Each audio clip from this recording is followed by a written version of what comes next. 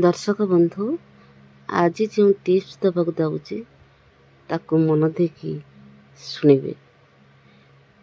पिला माने बा शिशु जो समय रे माता गर्भरे संचरित हुए से समय ठीक कि भूल से विषय रे आमे जानिबा एवं से शिशु भल हुए कि खराब हुए से विषय रे आमे जानिबा।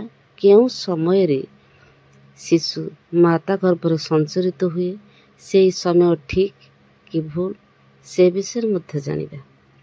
जो व्यक्ति ऋतुर चतुर्थ दिन रात्रि काल रे नारी गमन करे ताहार औरसरे अल्पायु और दरिद्र पुत्र जन्म लाभ करे।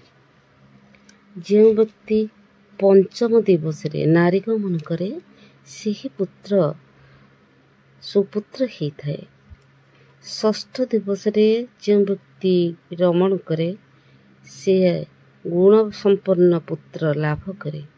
जो व्यक्ति सप्तम दिवस रे नारी गमन करे से अपुत्रिक हुए एथिरे संदेह नहीं। अष्टम दिवस रे नारी गमन कले बा नारी सहवास कले से धनवान और पुत्रवान ही थाए।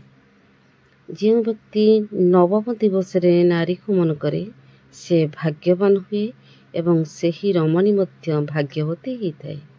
जो व्यक्ति दशम दिवस रे नारी गमन करे से बलिष्ठ पुत्र लाभ करे। जो पुरुष एकादश दिवस रे नारी बा रमणी सहवास करे ताहार स्त्री धर्महीन हुए एवं जो व्यक्ति द्वादश दिवस रे नारी गमन करे से पुरुषोत्तम पुत्र लाभ करे। जो व्यक्ति त्रयोदश दिवस रे नारी गमन करे ताहार औरसरु महापापिनी कन्यार उत्पत्ति हुए। जो व्यक्ति चतुर्दश दिवस रे नारी गमन करे से महामती सुशील और धर्मपरायण पुत्र लाभ करे।